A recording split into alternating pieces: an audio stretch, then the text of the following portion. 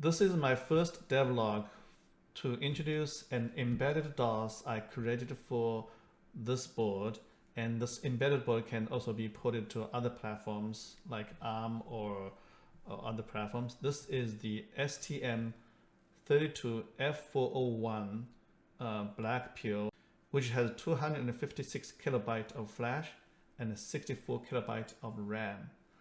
A normal project for YouTube or people to learn, they were blinking the LEDs, blah blah blah. They normally take very little flash as well as the RAM resource, but this chip is much more powerful and even more powerful than the early days PC. So the embedded DOS here is trying to manage the flash as well as the RAM to create a DOS-like environment. So the embedded application can be more focused on the application layer instead of on the hardware. If we have this kind of environment, we can put application from platform to platform easily. So let's take a look at the key features, what we can do with this design here. First, we will have DOS-like commands.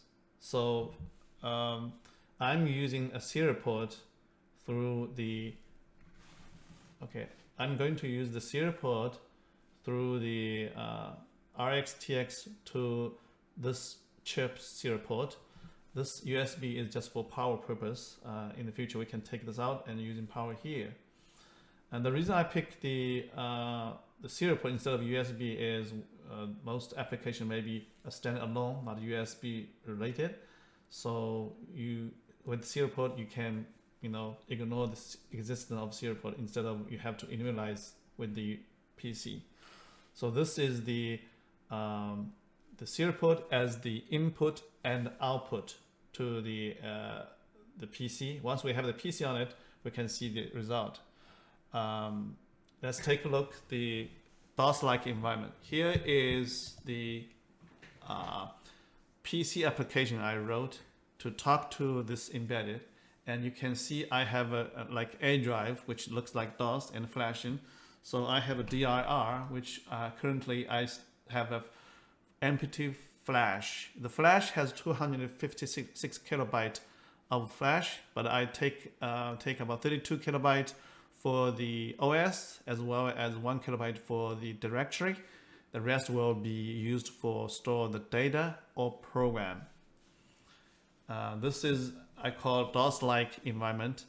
And third one is the single OS call. So anything I want to call the resource, let's say I want to delay, for example, I can call DOS call. In the DOS there is called int21h in DOS, but the application can call some DOS calls to get some certain features like print screens, print strings, or a delay or something. So let's take a look what we can do. Currently, I have no files on the disk yet.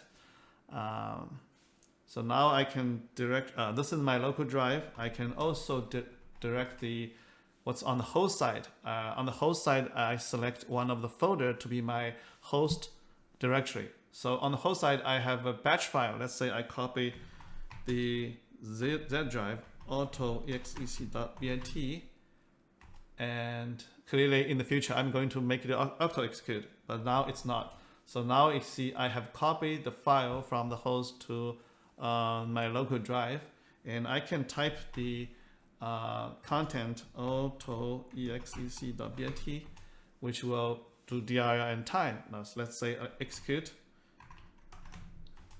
So the flash, the empty flash is organized as the a file system. So we can create a file and delete the file. Now, unlike the normal disk, you can delete the file and free the space. In here, the delete, because of the physics of the flash is you cannot delete certain area. You have to reformat it. And I'm not going to reformat it. I'm going to just mark these areas to be used.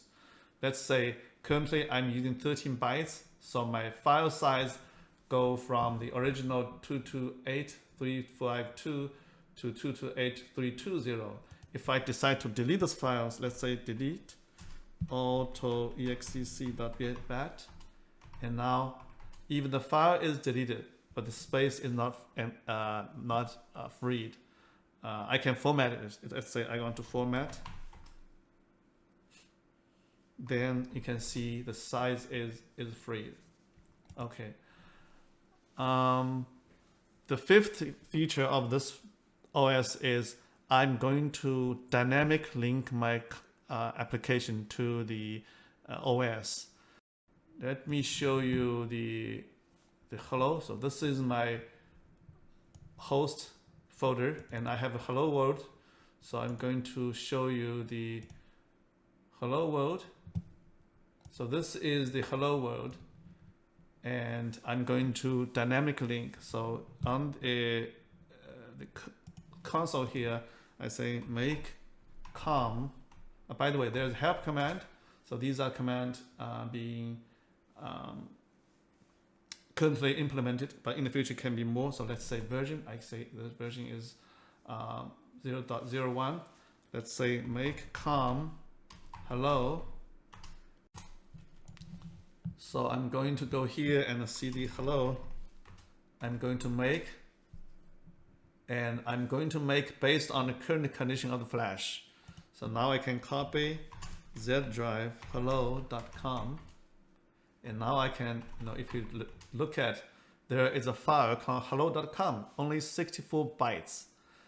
The whole thing of this application to hello world on the embedded after compilation has only 64 bytes, and lots of them are just content. So let's say hello and hello world from embedded DOS. By the way, I want to remove the embedded DOS. Let's say I'm going to remove the embedded DOS. So hello world. I'm going to delete this file. So I'm going to delete hello. Now I'm going to make com, and now I go here and make again. I'm going to copy Z hello, and now hello becomes hello world, and look at it has only 44 bytes. I have also implemented some other commands like help. Help can, clear the screen. Let's say I can clear the screen here. Hello world. Now let's see a blink. Normally if you have a new chip comes in, you want to see the blink command. Here, let's take a look of how the blink world here. So now we can go to blink, and this is my blink code. Here are the initialization, which I am not going to talk too much. It's the while loop that people cares. Here is the toggling the pin, and here is a delay. I'm going to delay the interval. If no command is being used, or no argument is being placed, then this will be, the interval will be 500 milliseconds. So here 500 milliseconds. If I enter the argument, I can change the intervals. So now I'm going to go here. Let's say make com blink. Oh, sorry, make com blink. And in here, I'm going to cd cd blink and make. So now I copy z blink.com, and you can see I have a blink, which has only 204 bytes. So now I can call blink without argument. You can see here the LED blinks at the frequency of at the interval of 500 milliseconds. And good part is I can exit by type any key. So I type, let's say, space. I exit because of this code here. So if there's a character or not, if there's a character, then exit. So now I'm on the prompt here. I'm going to blink, let's say 1 second, say blink 1000. So 1 second on and 1 second off. So now 1 second on and 1 second off. I can exit again. So blink 200. You see, flashing much faster.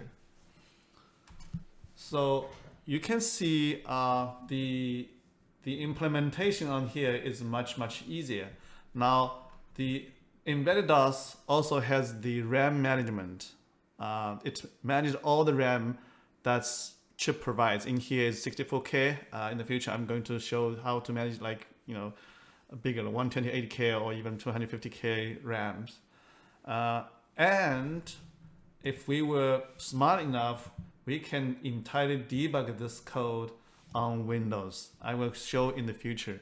You know, this is just an introduction of the embedded OS, which can do. You know, if you see DOS call here, it really looks like an DOS call, you know, int 21, and I have implemented quite a few of the features already. This is what current embedded DOS support. It can get date, set date, blah blah. Let's take a look at the date and time. So let's make time. I'll make com time and go here. Let's make